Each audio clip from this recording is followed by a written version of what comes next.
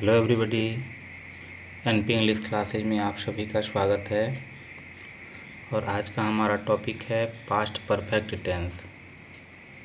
तो past perfect tense की पहचान के बारे में पहले हम देखते हैं कि पास्ट परफेक्ट टेंस क्या है। कि जब कोई कार्य भूतकाल में एक निश्चित अवधि के पहले ही समाप्त हो चुका होता है तो वही पास्ट परफेक्ट होता है। यानी जब कोई भी कार्य भूतकाल में एक निश्चित अवधि से पहले ही समाप्त हो चुका होता है तो वह पास्ट परफेक्ट होता है। अब सामान्यतः ऐसे वाक्य के अंत में चुका था, चुकी थी, चुके थे आते हैं।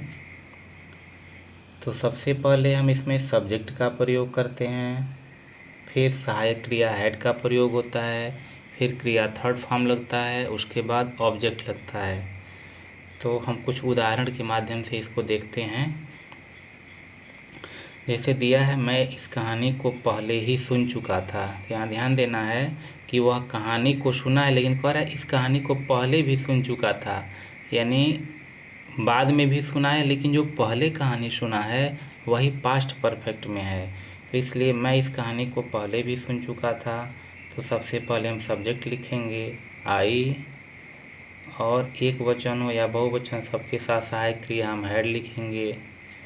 उसके बाद हो गया सुनना, तो यर्ड इस कहानी को, तो दिस स्टोरी। और पहले ही यानी सब्जेक्ट हैड हो गया, क्रिया थर्ड फॉर्म हो गया, ऑब्जेक्ट हो गया, और उसके बाद इस पहले ही की अंग्रेजी को हम सबसे अंतिम में बिफोर लगा देंगे, BEFORE। उसके पश्चात दिया है तुम इस पुस्तक को पहले भी पढ़ चुके थे। तो अब देखते हैं, फिर सब्जेक्ट पहले लगाएंगे, यानी यह पुस्तक तो पढ़ा है लेकिन एक बार पहले भी पढ़ चुका था, तो जो पहली बार पढ़ा है वही पास्ट परफेक्ट में है। तो अब एक दूसरे रूल को हम बनाते हैं। यहाँ पर पहले की अंग्रेजी बिफोर लगाई गई है, यहाँ पर हम सहायक क्रिया के और मुख्य क्रिया के बीच में ऑलरेडी का प्रयोग कर सकते हैं। तो हो गया यू हैड ऑलरेडी। उसके बाद क्रिया थर्ड फॉर्म, तो रेड का थर्ड फॉर्म रेड ही होता है। यू हैड ऑलरेडी रेड इस पुस्तक को, तो दिस बुक। फिर उसके बाद पहले ही, तो पहले ही की अंग्रेजी लग चुकी है, समाप्त हो जाएगा। अब दिया है वह घर बहुत पहले ही पहुंच चुके थे, तो यहाँ हो गया शी। उसके बाद हो गया हैड, क्रिया थर्ड फॉर्म रीच, और थर्ड फॉर्म हो जाएगा रीच्ड। अब कहाँ पहुंच चुके थे, होम। अब यहाँ बहुत पहले ही, तो इसके लिए हम लिख देंगे मच अर्लियर।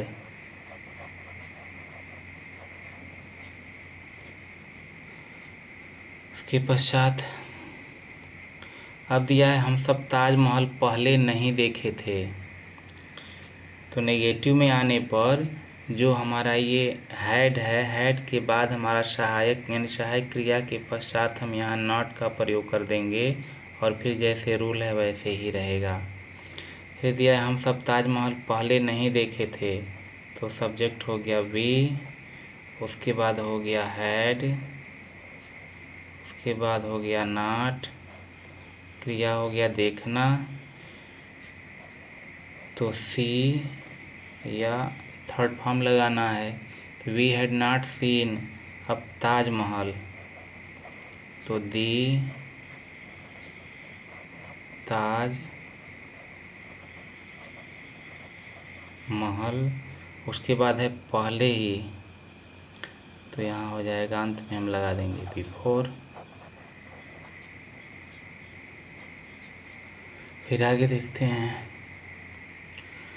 अब देखते हैं यदि वाक्य क्या से शुरू हो, यानी इंट्रोगेटिव हो और क्या से शुरू हो, तो सबसे पहले हम सहायक क्रिया का प्रयोग करते हैं, फिर सब्जेक्ट प्रयोग करते हैं, फिर नेगेटिव में होगा तो नॉट लगाएंगे, फिर वर्ब थर्ड फॉर्म, फिर ऑब्जेक्ट लिखेंगे। जैसे लिखा है, क्या तुम इस आदमी से पहले भी मिल चुके थे? तो क्या की अंग्रेजी लगनी नहीं है, सबसे पहले हमको लगाना है हैड, उसके बाद सब्जेक्ट लग जाएगा। तो हैड यू, नॉट नहीं है, तुरंत क्रिया लग जाएगा, तो मिलना थर्ड फॉर्म। तो हैड यू मेट, अब किससे मिल चुके थे? तो इस आदमी से, दिस मैन, उसके बाद पहले ही या बिफोर, और क्वेश्चन मार्क लगा देंगे। फिर आगे दिया है, क्या हम सब इस सिनेमा को पहले भी देख चुके थे? यानी जो बाद में देखा वह पास्ट परफेक्ट नहीं, जो पहले देखा हुआ है वही पास्ट परफेक्ट में है।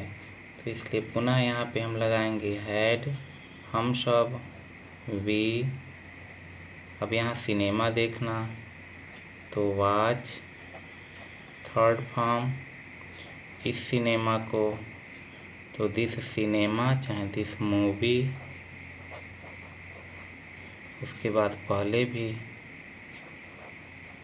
तो बिफोर, क्वेश्चन मार्क लग जाएगा।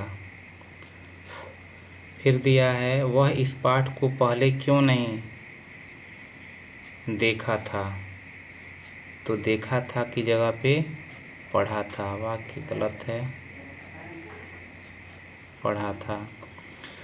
तो अब अगर इंट्रोगेटिव में प्रश्न पूछने वाला शब्द वाक्य के बीच में आता है तो इसके पहले हम क्वेश्चन वर्ड यानी WH फैमिली से जो संबंधित वर्ड हैं हम उसको पहले लिख देते हैं। इसे वह इस पाठ को पहले क्यों नहीं पढ़ा था, तो पहले प्रश्न पूछने वाले शब्द को हम लिखेंगे, तो हो गया वाई। उसके बाद तुरंत सहायक क्रिया, तो हैड, उसके बाद हो गया ही, उसके बाद नॉट, जैसा कि रूल है, हैड, फिर सब्जेक्ट, फिर नॉट, उसके बाद क्रिया थर्ड फॉर्म, तो इसका भी पढ़ने का थर्ड फॉर्म रीड ही होगा। तो why had he not read, अब क्या नहीं पढ़ चुका था, तो इस पाठ को, तो दिस लेसन, उसके बाद फिर पहले ही, बिफोर, और क्वेश्चन मार्क लग जाएगा। अब है अध्यापक इस पाठ को पहले कब पढ़ाए थे? व्हेन, फिर सहायक क्रिया हो गया हैड, द टीचर, क्रिया है पढ़ाना, तो टीच का थर्ड फॉर्म लगाना है, तो हो जाएगा टॉट। क्या पढ़ाए थे? इस पाठ को,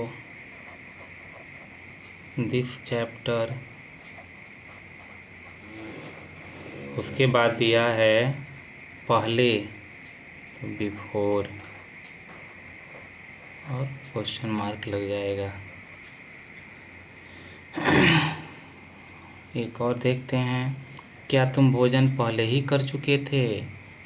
फिर यहाँ हो जाएगा सहायक क्रिया से शुरू होगा, तो had you eaten food, had you eaten the food, उसके बाद पहले की अंग्रेजी लगा देंगे, बिफोर, क्वेश्चन मार्क लगा देंगे।